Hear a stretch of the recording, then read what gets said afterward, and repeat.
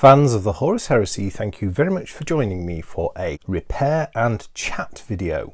Well, repair, chat, battle report video actually. So, what happened? Why am I having a repair video? Well, here we have the glorious, awesome and incredible Ixion Hale Warhammer World exclusive miniature. And you will notice that he is missing the rear part of his Paragon blade. His Paragon axe has a pick that mounts on the back of this, and that got broken yesterday because of a, well, he went on a flight test actually during a battle we were playing, and he got flung across the table, then he smashed onto the floor. That broke off. Fortunately, it was found. At this point, I'd just like to point out the fact that how, despite this part breaking off, which is very fragile, the usual Leakycheese high quality assembly protocols saved any other breakages, including pinning the arm here, save that from breaking, I believe. So yes, suboptimal outcome, but we got the part. We're going to fix it in this video. Aside from the fact that the Custodians got beaten in yesterday's game and Ixion Hale took battle damage, there was one final humiliation for the Custodians, and I'm going to allow you 5 seconds to think about what the final humiliation is. Write it down, stick it in the comments, whatever you fancy. Go. 1 Custodian, 2 Custodian, 3 Custodian, 4 Custodian, 5 Custodian. Okay, done. So the final humiliation was, well, didn't want to lose a broken part, so I asked my friend if he had any plastic bags. He didn't. However, his daughter, who we were playing with, did, and she went and got one. Unfortunately, it turned out to be a what shall we call these? This is a bag for feminine uses, shall we say? So yes, that was Ixion Hale's final embarrassment. His broken part was sent home in a yes, disposal bag, let's say. If anyone got that right, I'll be most impressed. Anyway, that said, we have the broken component, so we're going to fix this, and while I fix it, I'm going to talk to you a bit about the battle I fought. I suppose the first thing I should do is give you a little public service announcement about how the actual event happened. So here we have the tape measure I was using at the time. So yeah, big thing, because you know this is for Titan grade gaming. Right, so I'd been measuring and I just finished measuring and then pulled this in. It was out maybe about 30 or 40 inches. And what we believe happened was this little bit here on the end that hooked the back of his axe, whipped him across the table and then onto the floor. Nobody could quite figure out what had happened to start with, and we had to kind of like go back over it and do a crime scene reconstruction to figure it out, but we did eventually. So that's how it happened. Yeah, so watch out for those things if you've got Ixion Hale. What we're going to use, so we're going to use some thin piano wire. We're working under artificial light tonight up in the penthouse, so focus might be a little bit trickier to achieve. And what we're going to do is we're going to run a pin into this and into this to secure it. So that's the plan, and I think this will give a good strong attachment. And to be quite honest, it was a part that I'm not really surprised it broke. It was always one that I thought looked very fragile. However, the manner in which it broke was surprising. So without further ado, let's get on and fix this. So I've got my little Bradle spike here, which feels sharp. Yeah, I'm going to need dried glue on that. What I'm going to do is I'm going to drill a pin at about that angle so I can get a nice decent length on it. And then I'll put the corresponding hole into here. And that should make it pretty much indestructible for the future. Now, obviously, I'm tempting fate there by saying indestructible. That's like saying, well, how else can I break Ixion Hale? I'm just going to raise the camera a touch. So you will see all sorts of detritus in the background of my modelling desk. Whoever can guess the name of a Bourbon wins a prize for a Bourbon spotter.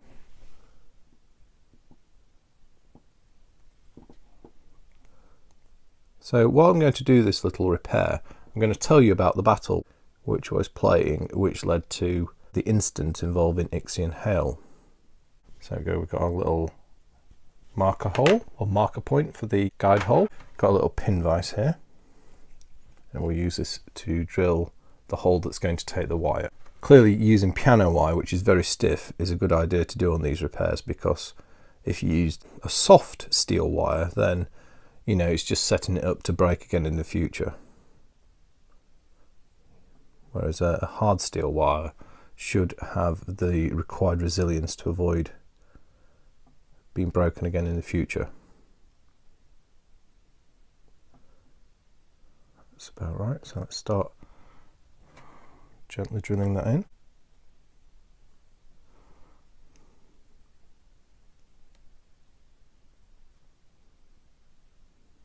The battle. Well, the battle was what I would call a narrative game, and I completely hacked all the points.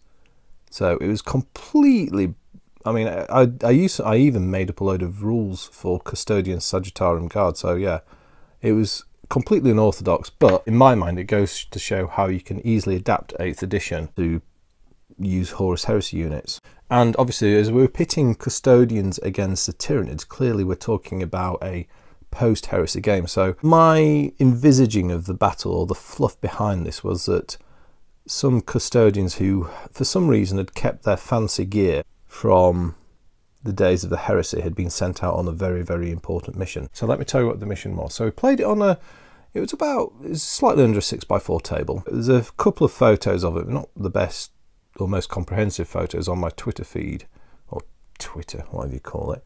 So you could go have a look at that if you're interested. But basically, the Custodians were acting as a guard detachment for a Jokaero tech savant who, for some reason, was aligned with the Imperium. So it must be something to do with the Inquisition, because the Inquisition do employ the services of Jokaero.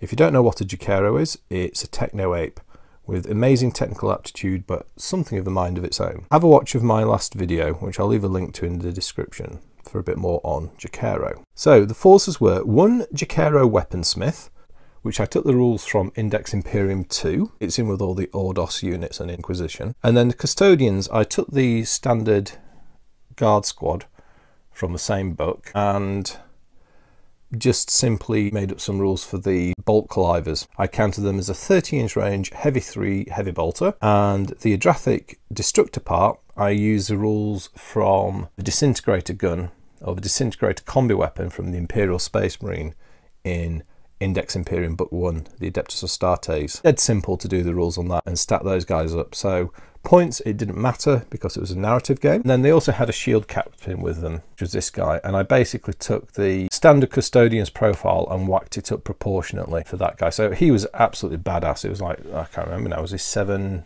I think he was 7 wounds or something. 7, maybe 8 wounds. He was a monster. And equally high stats. I just ported the rules for his Paragon Spear, and these guys landed in the dropship, and they had the player who was Custodians had an area that they could land the dropship in. Against them was a Tyranid swarm. The actual battlefield was a series of buildings with piles of crates, fuel canisters and other shipping containers. What the Custodians had to do was escort the Jokaero between these piles of stuff. Jokaero had to search the piles of stuff to find something. Now, I wrote a list of artifacts, and every time the Jokaero searched it, so to search, the Jokaero had to sacrifice its shooting. The player would roll a dice, and then I'd tell them what they got. And I sometimes threw a little bit of randomness in there. So for example, one time they threw a 1, and I said they'd exploded the crate. And they basically had to accrue enough stuff, which was basically determined by me, and then they'll be able to escape.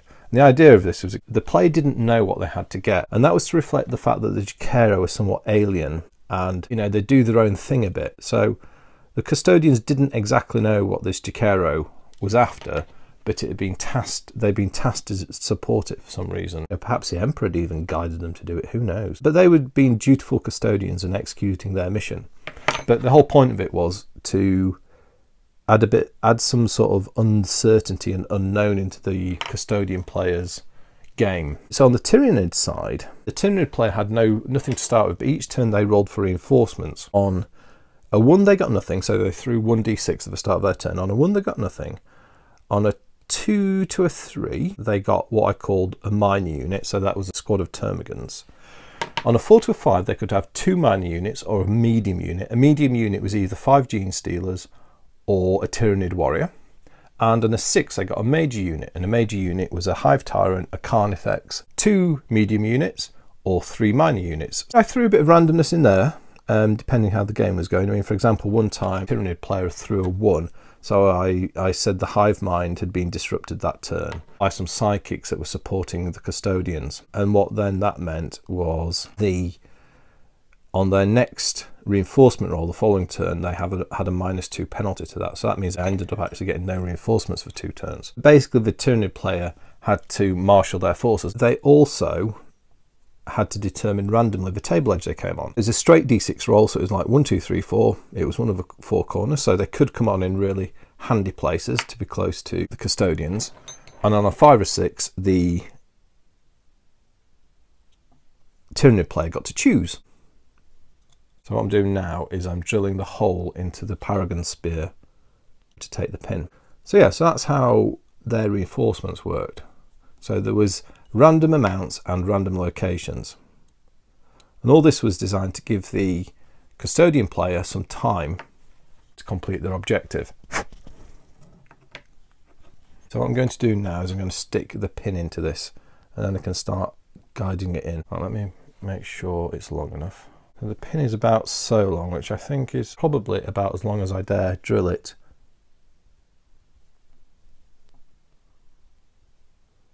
Check that again. Yeah, if I drill that any further, that's going to poke through the top of the spike. So that's not bad. I'm happy with that. That's a good. I think that's a decent length for the pin. So we'll bob some glue on it. Apologies if the focus does its own thing. It's going to be a little bit tedious today, I think. I didn't get some kitchen towel. Right, I'll use some tissue.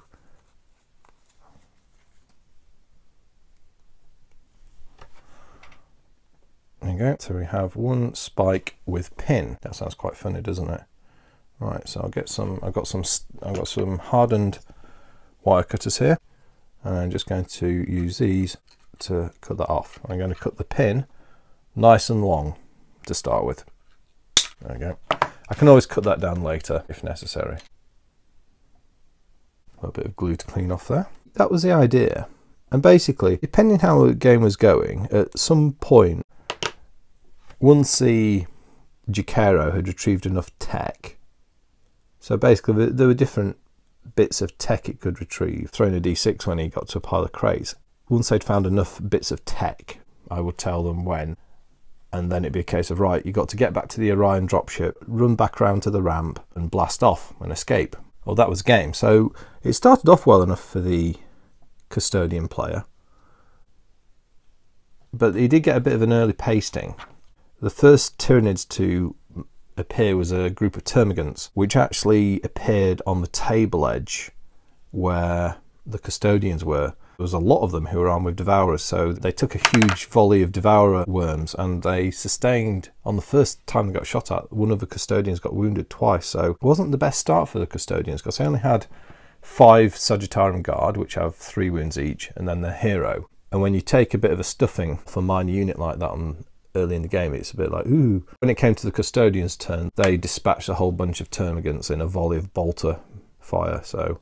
Oh, and even the Jokaero ran back out the building it had been searching and unleashed its scatter shot from its digital weapons, which blew a few more away, I think. The Custodians and the Jokaero then started swinging around the left-hand flank, so, well, the left hand for the Custodian player, the right hand for the Tyranid player, that tried to move through and search as many piles of tech as possible. I don't think they got the best rolls. I think they had one, they got a roll which was nothing, then they got 2 kind of like average bits of tech, then they got another one, and I said, well, you've triggered a booby trap. That wounded the Jokaero and one of the Custodians. They were all doing all right, but they did start taking wounds off of various Tyranids. I mean, a bunch of Gene Steals appeared and got the jump on them, and they did quite a lot of wounds in close combat. Although the Custodians finished Gene Steals off quite quickly, they all got wounded, or pretty much all got wounded. And then they started taking fire off heavier Tyranid units. So a Carnifex armed with a heavy venom cannon made an appearance and started whacking off shots. And while it didn't do a lot to start with, it did start knocking off wounds. Then in one of the later turns, I think it was probably the 5th or 6th, or maybe in the 7th turn, so it was quite a small game, it was really quick. One thing I will say for 8th is it works really well, really well at this little quick skirmish game. I'm very fond of it in this regard. It plays really quickly. You know, I keep saying this about the current 40k 8th edition, but it feels a lot like some of the early games I played in the original Rogue Trader, which had a real skirmishy feel. Could play it as a bit of an RPG game as well as a tabletop war game, and this felt a lot like some of those. You see, we're starting to get the depth on that pin now. Probably a little bit long, so I'm going to cut it down a touch. That's probably the right length there.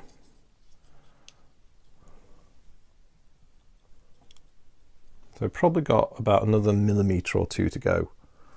And you see we've got nice alignment there. That's going to go in really well. You can see that's come loose. I'm going to re-stick the base of the spear as well. Then the Tyranid players started getting really good reinforcement rolls. I think they threw 3 6s in the space of like 5 turns. So they had ended up with 2 Carnifexes. So the one with the heavy venom cannon, one which was configured as the original Screamer Killer model from the late 80s. Awesome model. I've got to do a retro hammer on my Screamer Killer. And then finally, it was almost like she was building up to it, the Hive Tyrant came on, and at that point the Custodian player was starting to feel a little bit brown trousers, or well, golden brown trousers with Custodians. Yeah, a little bit suboptimal at that point for them. And what made it even more suboptimal was taking another stuffing off Gene Steal. What was it? No, they, on the sort of like the last turn they were hunting for tech, what happened? Oh, they took a load of shots off a Devourer, another bunch of Termagants armed with Devourers, which I think took one guy down, or a couple of guys actually. Is it one guy? Oh gosh, I can't remember now. Then the Venom Cannon from the Carnifex finally found its mark and blew away. Oh yeah, landed 2 wounding hits and did something like 4 or 5 wounds. So that was the end of another Sagittarium Guard. And then the Jokaero took another wound. Jokaero had taken 2 wounds out of its 3 at this point. The Custodians were, apart from I think 1 Custodian, they were all wounded. This guy was okay. This guy was still fighting fit, but I think they'd lost 3 guys. So yeah, so at that point the Custodian player decided he was going to make a break for it, because if the objective of the Tyranids was to kill, or yeah, to take out the Jokaero so the Hive could assimilate its matter, and probably its memories as well, knowing the Tyranids, or I don't know, they wanted to assimilate its genetic matter. So if the Jokaero died, then it was an instant lose for the Imperial player, the Custodians.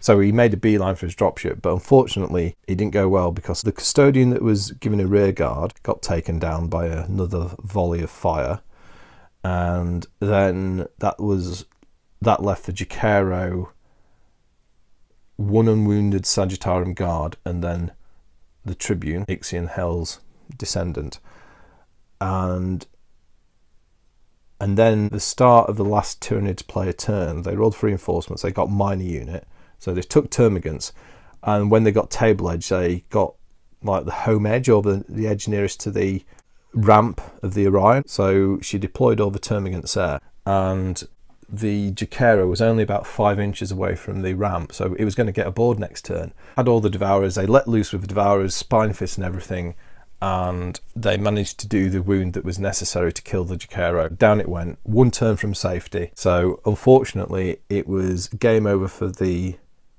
Custodian and Jokaero player, and it was victory for the Tyranid Swarm. So yes, that's how it ended. It was a great fun game though, it really was. And for me, yeah, I enjoyed it as GMing it, shall we say, because it was just fun full stop. Fun little scenario, but I also enjoyed testing and seeing how flexibly, or the flexibility of 8th edition, and you know, and also getting a feel for how well creating your own unit rules worked. And yeah, I actually thought it worked really well. Now we're going to actually come back and revisit this little idea we've got going, because we decided we're going to have another shot with the Custodians at retrieving the tech. It's very, very important tech. They really have to have it. So I think they'll be back with the Jokaero's friend, another Jokaero, and probably some reinforcements for the Custodians in the form of some Aquilion Terminators armed with fire pikes, because I think that close range flamethrower firepower would really help. It's not all their way. We've bought some reinforcements for the Tyranids in the form of more Termagants, because we haven't got many Termagants. We're a bit Gene Stealer heavy at the moment. So I bought another batch of Termagants, and a Lictor, which I'm going to do a review on as well, which is going to be interesting in several ways, a Lictor review. So yeah, it was great, but great fun. Really good game. Really enjoyed it. And completing that demo brings me to a point where I think I'm happy with where this is fitting. That looks... Just checking it for alignment. What I'm going to do is I'm going to stick that now, and then later on, once it's dry, I can just tidy up around the join. But I think I'm pretty confident that this will keep it together and be strong to protect it in the future. I mean, well, put it this way, this is going to be far stronger than the original part was. Far, far stronger.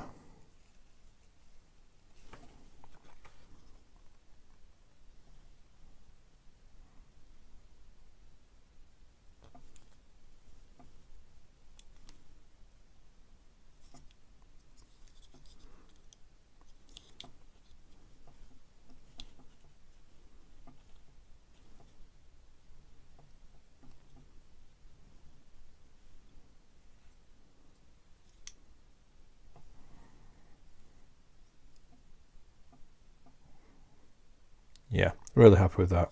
I almost, when I originally built this model, I almost did that, purposefully broke it and pinned it, but I thought, no, we'll see how we go. Right, I just need to reattach this. The actual wrist survived perfectly well. Just this needs a bit of glue on it to reattach the spear on the base. And then we're done. I hope you've enjoyed that little demo of doing a repair. It's been a while since I've had a battle damage repair video. Quite dramatic. I bet you won't see many videos repairing battle damaged Ixion Hales, will you? It's probably a world first. Perfect. Hope you found that interesting, useful and entertaining to listen to, sanitary bags and all. Let me know what you think about that game. Have you had any experiments with 8th edition, doing little narrative games where you make stuff up, play it off a cuff, and, you know, just have a fun game as opposed, you know, doing that as well as the larger full-scale pitched and skirmish battles that you can do. So thoughts and observations in the comments will be much appreciated as always. Other than that, I'd just like to say thank you very much for watching. I'll speak to you next time, and goodbye.